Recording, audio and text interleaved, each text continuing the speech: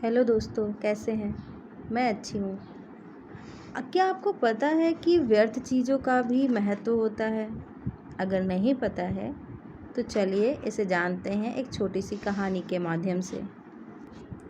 एक बार की बात है, एक पिता अपने पुत्र से इस बात से परेशान था कि उसका पुत्र हर चीज़ जो उसको व्यर्थ समझ में आती थी उसे वो कचरा समझ के फेंक देता था या उसकी अवहेलना कर देता था।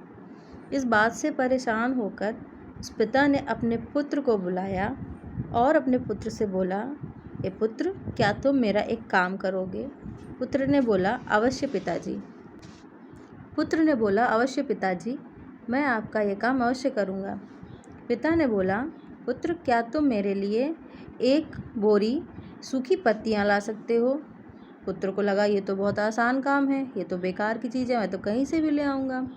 पुत्र बोला, जी पिताजी, मैं ज़रूर लेकर के आऊँगा, और वो मुस्कुराते हुए चला गया। पुत्र जंगल की ओर गया।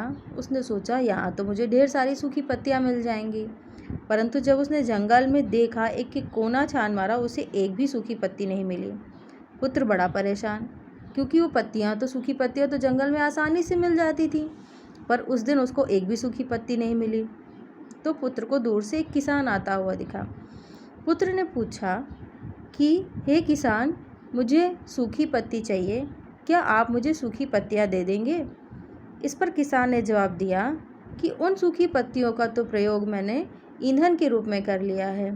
अब पुत्र ने सोचा कि मैं क्या करूं, तो पुत्र शहर की ओर चल पड़ा।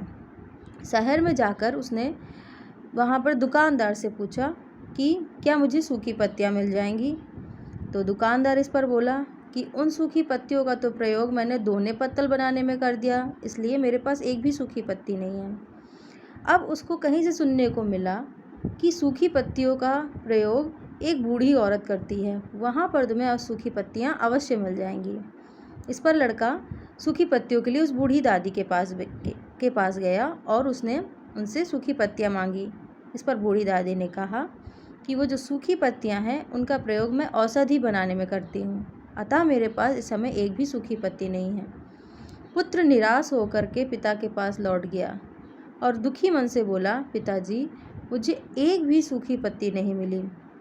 इस पर पिता मुस्कुराने लगे और अपने पुत्र को समझाते हुए बोले कि हे पुत्र, क्या तुम्हें समझ में आया कि जिन चीज़ों को हम व्यर्थ समझते हैं उनका भी प्रयोग किसी न किसी रूप में होता है।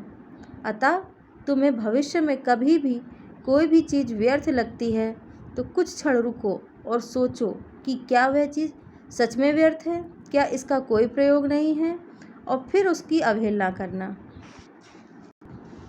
इस कहानी के माध्यम से हमें एक शिक्षा ये मिलती है कि हमें अपने जीवन में किसी को भी व्यर्थ नहीं समझना चाहिए, चाहे वह हम स्वयं हों या फिर कोई अन्य व्यक्ति। धन्यवाद।